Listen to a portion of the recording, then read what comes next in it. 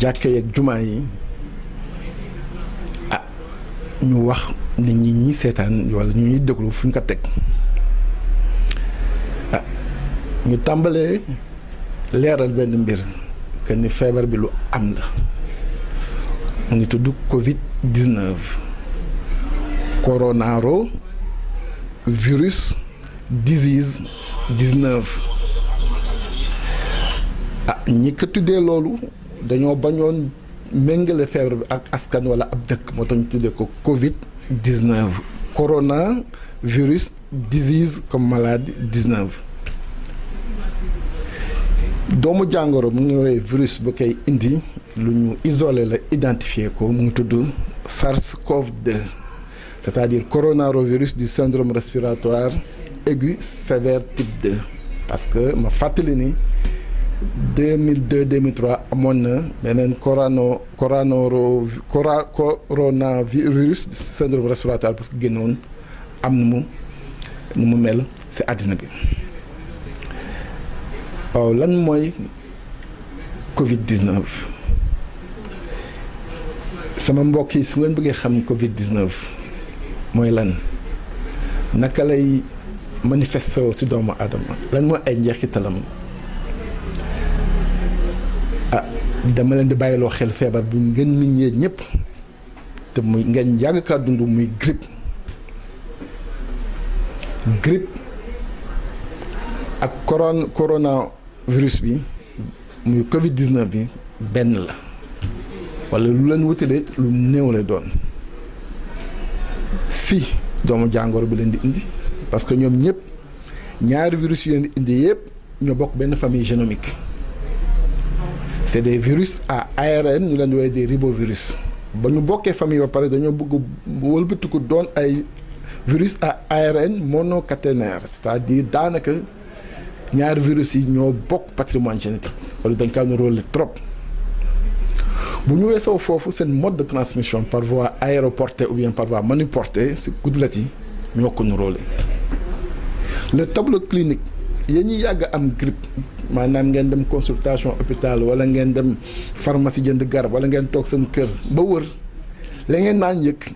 bu leen Covid-19 dalee moom ngeen di yëgaat peut-être à quelques nuances près maanaam ba ka ñuy sotti sa xët bi fièvre bi baat buy metti bi courbature yi douleur musculaire yëpp ñoo ko bokk te yemuñu foofu ñaari feebar yooyu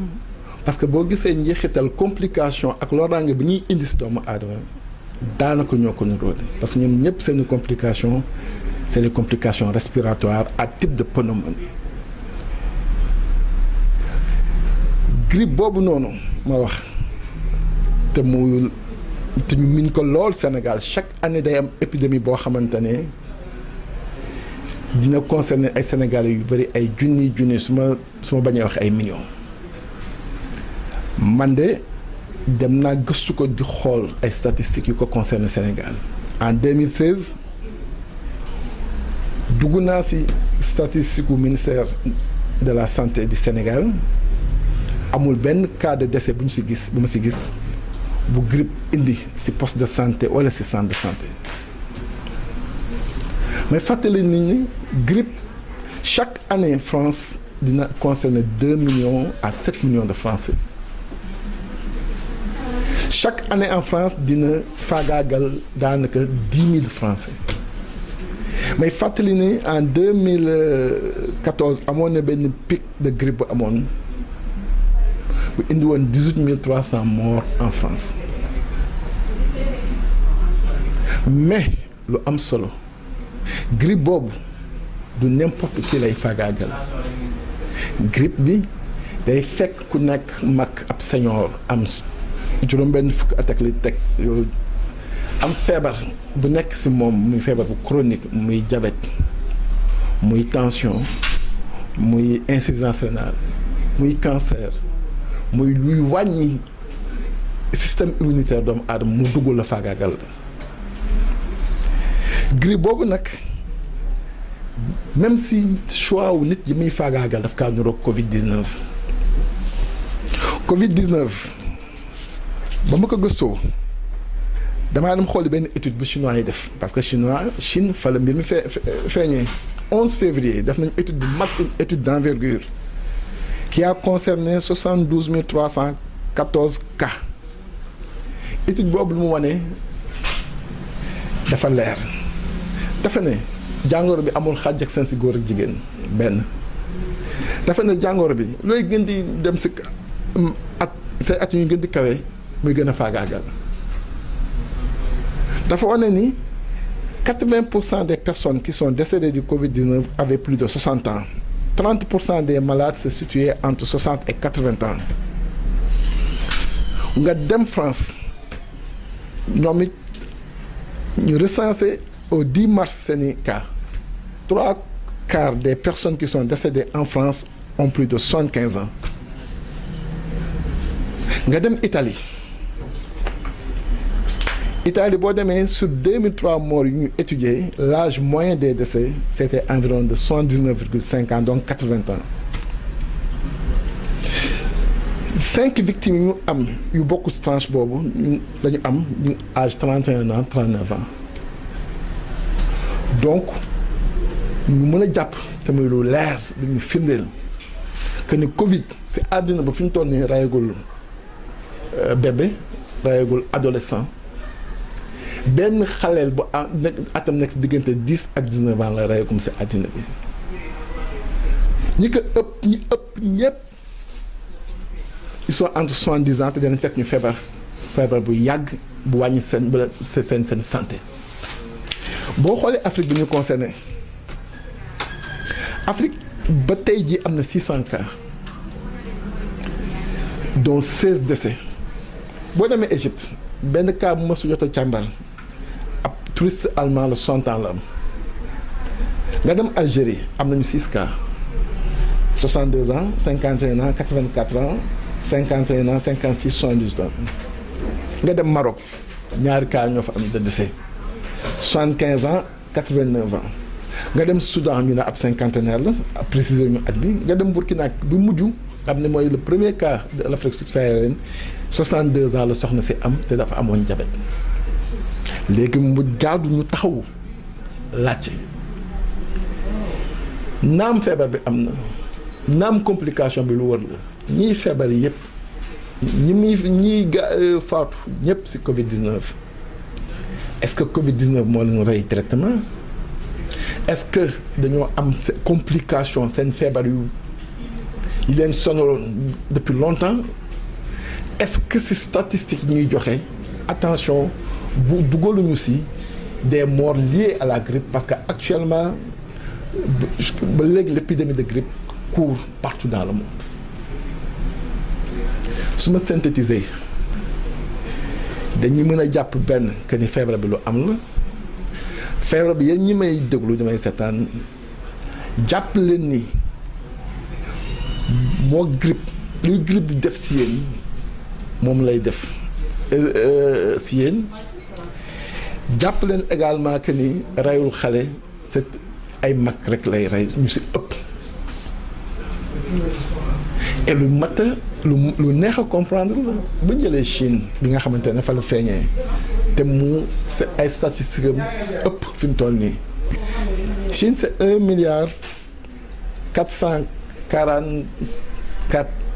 1,444,800,000 habitants en 2019 c'est une population vieillissante 10,9% de cette population chinoise a plus de 65 ans def leen le ratio pour voir le nombre de personnes âgées en Chine nga corrélé ko ak le nombre de décès nga dem Europe actuellement le foyer s'est déplacé en Europe ça se comprend puisque c'est une maladie bu ma leen wal nii c'est intimement lié et intrinsèquement lié à l'âge et à l'état sanitaire des patients l'Europe étant une population constituant une population essentiellement jeune il est aisé de comprendre qu'aujourd'hui le foyer soit déplacé en Europe et je vais vous donner des explications boo jëlee dëkk bu mel ni Italie France ak Europe occidentale du nord yëpp l'âge médian actuellement à leur niveau c'est plus de 40 ans Italie bi nga xam ne fi mu toll mooy deuxième foyer maladie bi ak nombre de décès yi fa am l'âge médian en Italie c'est 47 ans léegi mu laaj nag léegi taxaw seetlu est-ce que ñun dëkk bu mel ni Sénégal bi nga xamante ne ay ndaw daanaka ñoo ko dëkkee est-ce que dañoo war a mën a am la même approche de riposte face à cette maladie que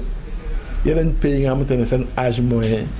médian wu population bi c'est plus de 40 ans. Je précise que l'âge médian ici au Sénégal est estimé à 19 ans. Et que la population entre 65 et 70 ans, tout varie entre 2 et 3% de la population. Donc, ce qui m'amène à dire que nous, aujourd'hui, il faudrait que nous bàyyi xel feebar bi. Mais il y a une peur qui ne se justifie pas. Et baax na ñu tënku ci orientation yu ñu OMS jox baax na ñu xool ñeneen ñi la ñuy def lu ci baax ñu jël ko mais dafa jaadu ñu nit également ñu am suñu stratégie qui nous est propre par rapport à notre spécificité et d'abord démographique. Moo tax ma jàpp ni aujourd'hui d'abord lu ñu war a njëkk a régler mooy problème de communication. Aujourd'hui, je trouve et j'estime que la communication institutionnelle n'est pas précise. À l'heure actuelle, on nous parle de 36 cas. Mais dans quel état sont ces cas? Sont-ils dans un état grave? Ou bien les symptômes sont modérés? Où il n'y a pas de symptômes, c'est à eux d'éclairer notre lanterne. Deuxièmement, ils nous parlent de guérison. Attention également, là, il faut être précis. Il s'agit d'une guérison symptomatique ou bien d'une guérison étiologique, c'est-à-dire dañoo faagaagal doomu jàngoro bi. Mais fàttali ni ba léegi nii malgré recherche yi ñuy def yépp ci àddina bi amagul benn traitement bu ñu spécifique bu ñu standardisé. Il y a des molécules dont le remdesivir, dont la chloroquine, entre autres qui sont citées, mais jusque-là, les preuves cliniques ne sont pas encore éprouvées et établies. Bu ñu paree ci communication boobu en termes de précision, il faudrait qu'aujourd'hui, que toute notre approche de riposte tienne compte de la structure de notre démographie. Feebar bi encore une fois xam-xam yu génn yëpp ci feebar bi dañuy wane ni ñu mag seniors yi ñu am 60 ans et plus ou 70 ans amee ay feebar yi leen di gàllankoor ñoom lay dal. Moo war a tax suñu stratégie bu dañoo war a mën a insister ci sensibiliser képp ku am 60 ans maanaam jëm kaw ku retraité rek Sénégal.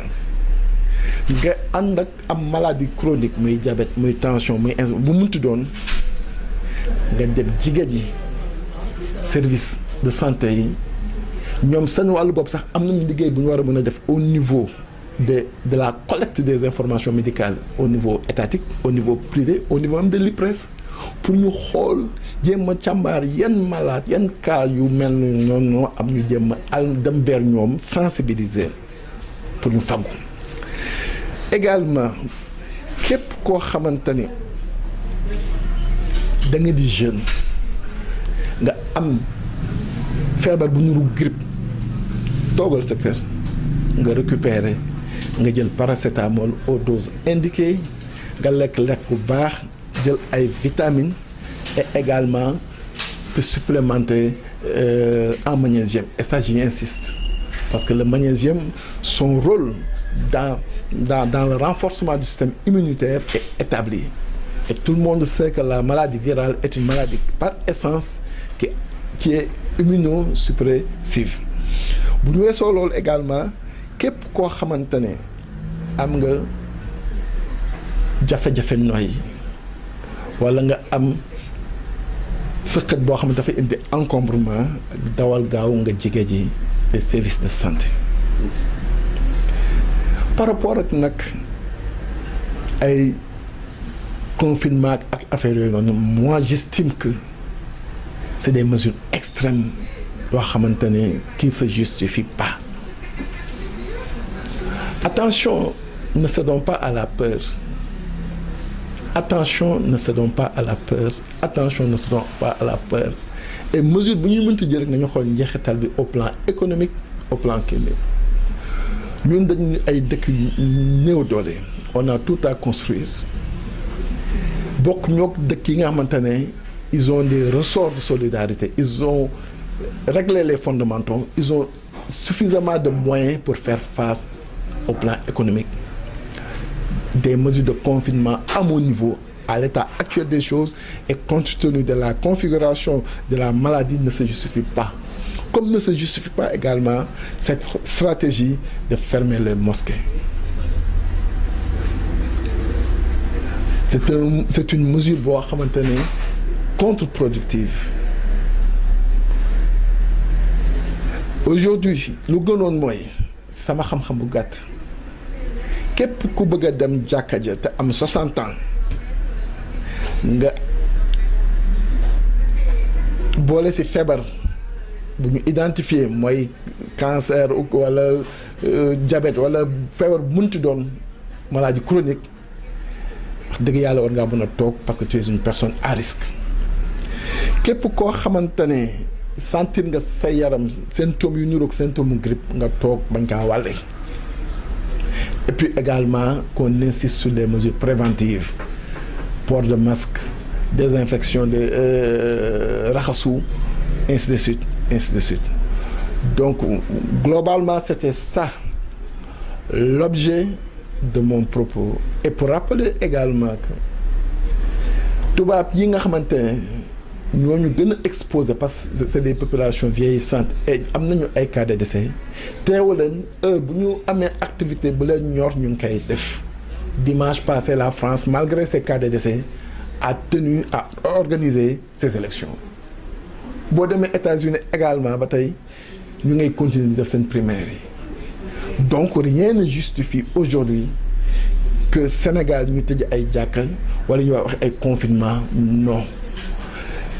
C'est une maladie qui est là, qui existe, qui est réelle, qui fait des victimes. Yàlla àtte na ne d'après une certaine littérature,